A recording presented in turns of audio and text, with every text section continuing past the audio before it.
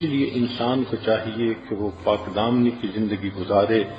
شریعت نے کہا عورت کو اگر اپنی جان بھی دینی پڑے تو وہ جان دے دے، شہید کہلائے گی، لیکن اپنی عزت اور آبرو کو پامال نہ کرے۔ ایک واقعہ سنا کے میں بات کو مکمل کر دیتا ہوں، امید ہے کہ بچیاں اس واقعے کو توجہ سے سنیں گی۔ ایک آدمی قصاب تھا اور وہ رات کے صبح کے وقت جاتا تھا، جانور ذبح کرتا تھا اور دن میں لا کر وہ اپنی دکان پہ گوشت کو بیچا کرتا تھا۔ جب وہ جانور کو ذبح کرتا تو اس کے کپڑوں پہ خون لگ جاتا اور واپسی پر وہ خون آلودہ کپڑوں میں ہی آتا، مگر گھر آ کر کپڑے بدل لیا کرتا تھا۔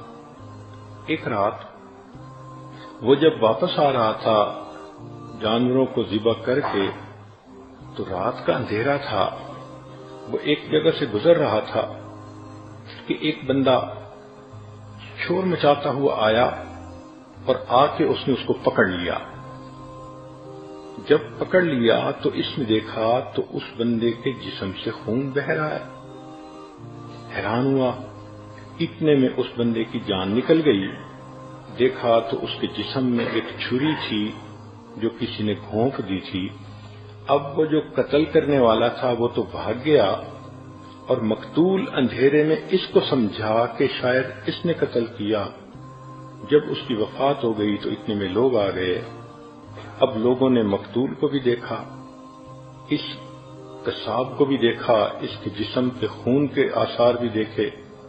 انہوں نے پکڑ لیا کہ تم نے اسے قتل کیا ہے۔ چنانچہ قاضی کے پاس مقدمہ گیا، قاضی نے گواہ دیکھے، مقتول کو دیکھا تو اس نے اس کے اوپر قصاص کا حکم لگا دیا کہ جان کے بدلے جان، اس بندے کو پھانسی دی جائے گی، اس کا سر قلم کیا جائے گا۔ چنانچہ جب سر قلم کرنے کے لیے اس بندے کو مجمع کے سامنے لایا گیا تو اس وقت اس کی آنکھوں میں آنسو آ گئے۔ تو جو لانے والا پولیس افسر تھا اس نے پوچھا کہ تم کیوں رو رہے ہو، تمہیں اپنے جرم کے اوپر ندامت ہو رہی ہے؟ اس نے کہا کہ ندامت تو ہو رہی ہے، لیکن میں اس بندے کا قاتل نہیں ہوں جس کی وجہ سے مجھے سزا دی جا رہی ہے، میں کسی اور کا قاتل ہوں۔ اس نے کہا تمہاری سٹوری کیا؟ اب اس لڑکے نے اپنی سٹوری سنائی۔ میری جوانی کی عمر تھی، میں اس زمانے میں کشتی چلاتا تھا اور ایک بڑا دریا تھا، لوگوں کو ایک کنارے سے دوسرے کنارے کی طرف لے جاتا تھا۔ ایک دن ایک عورت اور اس کی بیٹی میرے ساتھ کشتی پر سوار ہوئیں۔ میں نے لڑکی کو دیکھا تو وہ بہت خوبصورت چاند کا ٹکڑا تھی، میرا دل اس پر فریفتہ ہو گیا۔ میں نے اس لڑکی سے اشاروں میں باتیں شروع کر دیں۔ لڑکی نے دیکھا کہ یہ نوجوان میرے اندر انٹرسٹ لے رہا ہے تو اس نے بھی مجھ سے اشاروں میں بات کی، حتیٰ کہ ہمارے درمیان ایک تعلق ایک دوسرے کے ساتھ ہو گیا۔ مگر لڑکی نے کہہ دیا کہ میں نکاح کے بغیر آپ کے قریب نہیں آؤں گی، آپ اگر مجھے اتنا چاہتے ہیں تو میرے والد سے بات کریں۔ لگتا تھا کہ وہ لڑکی بہت نیک، تقیہ نقیہ پاک دامنہ لڑکی تھی۔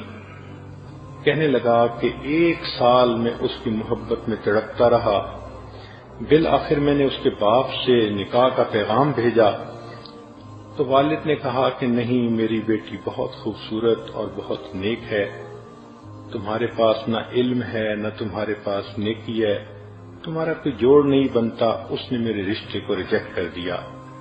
میں بہت مایوس ہوا اور خیر اپنی زندگی گزارتا رہا۔ 2 سال اسی طرح میرے گزر گئے۔ میں ایک دن پھر اپنی کشتی لے کے جا رہا تھا کہ ایک عورت آئی اور اس کے پاس 1 سال کا بیٹا بھی تھا اور وہ کشتی میں بیٹھ گئی۔ جب میں نے کشتی چلانی شروع کی اور میں نے غور سے دیکھا تو میں نے دیکھا کہ یہ وہی لڑکی تھی جس کو میں نے اپنی محبوبہ بنایا تھا اور 1 سال جس کی محبت میں پاگل ہوا تھا۔ میں نے اس سے بات چیت شروع کر دی وہ کہنے لگی کہ دیکھو میرا نکاح ہو چکا، میرا خامن ہے اور یہ میرا بیٹا ہے، میں اب آپ سے بات بھی نہیں کر سکتی۔ میں نے کہا کہ تم پہلے مجھ سے بات کرتی تھی۔ اس نے کہا اس وقت میں کنواری تھی، رشتے کے لیے آپ نے میری طرف توجہ کی تو میں نے آپ کو گائیڈ کیا کہ میرے والد سے رابطہ کریں۔ چنانچہ اب تو یہ معاملہ اوور ہو چکا۔ میں نے اس کو کہا نہیں، میں نے تمہیں بہت مس کیا، میں بہت تڑپا تمہارے لیے، راتوں کو روتا تھا۔ اس نے کہا کہ مجھے اس وقت آپ سے کوئی بات نہیں کرنی، اس لیے کہ میں کسی کی امانت ہوں۔ میں نے اس کو بہت ہی فحش قسم کی باتیں سنا کر جذبات میں لانا چاہا، مگر وہ بالکل خاموش بت بن کے بیٹھی رہی۔ میرے دل میں گناہ کا خیال آیا۔ میں نے اس سے کہا کہ اچھا یہ بچہ تو چھوٹا ہی ہے نا، تم اسی کشتی کے اندر اس وقت میرے قریب آؤ اور مجھے اپنی خواہش پوری کرنے دو۔ اس نے کہا دیکھو اللہ سے ڈرو، میں کسی کی امانت ہوں، تم اس مہر کو مت توڑو۔ مگر میرے اوپر تو شہوت سوار تھی، میں درندہ بنا ہوا تھا۔ میں نے پہلے اس کو پیار محبت سے بہلانا پھسلانا چاہا، جب اس نے صاف انکار کر دیا تو اس وقت میں نے اس سے اس کا بیٹا چھین لیا۔ میں نے اسے دھمکایا کہ دیکھو میں تمہارے بچے کو پانی کے اندر ڈال دوں گا۔ وہ رونے لگی، آخر ماں تھی کہ میرے بیٹے کو ایسا نہ کرو۔ میں نے اس بچے کا سر پانی کے اندر الٹا کر کے ڈالا تو بچہ تڑپنے لگا، میں پھر اسے اٹھا لیتا اور میں چاہتا تھا کہ یہ میری بات مان جائے۔ وہ روتی تو رہی لیکن اس نے ہاں نہ کی، حتیٰ کہ بچے کو جب بار بار پانی میں ڈالا تو وہ بچہ فوت ہو گیا۔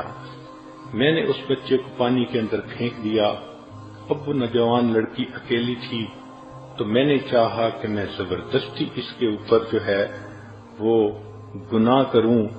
میں نے اس کی طرف ہاتھ بڑھایا، لڑکی نے اپنے زور کے مطابق اپنے آپ کو پیچھے ہٹایا، چنانچہ میں نے اس کے بالوں کو پکڑا، وہ بے پردہ کر دیا اور میں نے اسے کہا کہ میں تمہیں بھی اسی طرح پانی کے اندر ڈبو دوں گا، تم میری بات مانو۔ اس نے کہا تم جو مرضی کرو، میں اللہ کا حکم نہیں توڑ سکتی۔ چنانچہ اس کے کپڑوں کو میں نے پھاڑ دیا، اس کے سینے کو ننگا کر دیا۔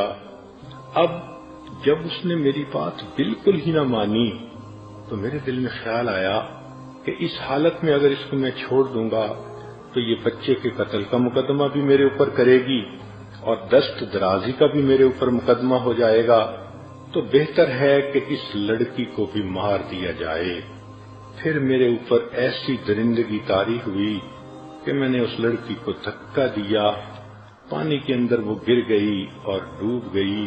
میں نے 20 سال پہلے اس ماں اور بیٹے کو قتل کیا تھا، پھر ڈر کے مارے میں نے یہ کام ہی چھوڑ دیا کہ کسی کو شک نہ پڑے، اور میں نے قصاب کا پیشہ اختیار کر لیا، مگر اللہ کی لاٹھی بے آواز ہے۔ آج 20 سال گزرنے کے بعد ظاہر میں بے قصور ہوں کہ اس آدمی کو میں نے قتل نہیں کیا، مگر اس قتل کے بدلے اللہ نے مجھے آج پھانسی کے تختے پہ لا کھڑا کیا۔ سچ ہے کہ اللہ کی لاٹھی بے آواز ہوتی ہے۔ تو سوچئے کہ اس لڑکی کو اللہ نے اتنی ہمت دی کہ وہ اپنی جان تو دے دیتی ہے، اپنے سامنے بیٹے کو مرتا دیکھ تو لیتی ہے، مگر اپنے جسم کو ہاتھ نہیں لگانے دیتی۔ یہ وہ لڑکی ہوگی قیامت کے دن، اس کو اللہ تعالیٰ تاج پہنائیں گے، جنت میں اس کو عزتوں کی جگہ عطا فرمائیں گے۔ آج کی لڑکیاں ذرا اپنے آپ کو دیکھیں کہ کس طرح وہ غیر مردوں کے سامنے ٹیلی فون پہ باتیں کرتی ہیں، محبت کی پینگیں بڑھاتی ہیں، رب کو ناراض کر لیتی ہیں، عاقبت کو برباد کر لیتی ہیں۔ لہذا اگر عورتیں چاہتی ہیں کہ ہمارے گھروں کے اندر سکون ہو، اطمینان ہو، تو سب باتوں کی ایک بات، 100 جوابوں کا ایک جواب، پاک دامنی کی زندگی کو اختیار کریں، بے برکتی ختم ہو جائے گی، دلوں کے فاصلے ختم ہو جائیں گے، اللہ کی رحمت کی نظر پڑے گی، اللہ آپ کو پاکیزہ زندگی کے بدلے پرسکون زندگی عطا فرما دیں گے۔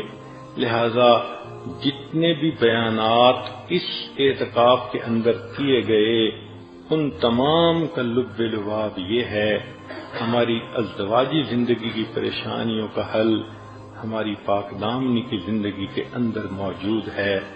آج نیت کر لیجئے، اللہ ہم نے گناہ سے توبہ کی، ہم اپنا نام بت پرستوں میں نہیں لکھوانا چاہتے، ہم قیامت کے دن بت پرست بن کے کھڑے نہیں ہونا چاہتے۔ اللہ جو غلطیاں ہو چکی ان کو معاف کیجئے، رمضان کے روزے کی برکت سے اور رمضان کے اس مبارک دن کی برکت سے اللہ پچھلے گناہوں کو معاف کیجئے۔ آئندہ ہم پردے کا بھی خیال کریں گی، آئندہ سیل فون کو بھی غلط استعمال نہیں کریں گی، آئندہ ہم انٹرنیٹ کے اوپر بھی بدکاری نہیں دیکھیں گی، اور آئندہ ہم اللہ نیکوکار پرہیزگار بن کر زندگی گزاریں گی۔ اس کے بدلے اللہ ہمیں دنیا میں بھی اپنے خامدوں بچیوں کی خوشیاں نصیب فرما، اور قیامت کے دن بھی اللہ ہمیں اپنے خامدوں بچوں کے ساتھ جنت میں اکٹھا جانا نصیب فرما۔ وآخر دعوانا ان الحمد للہ رب العالمین۔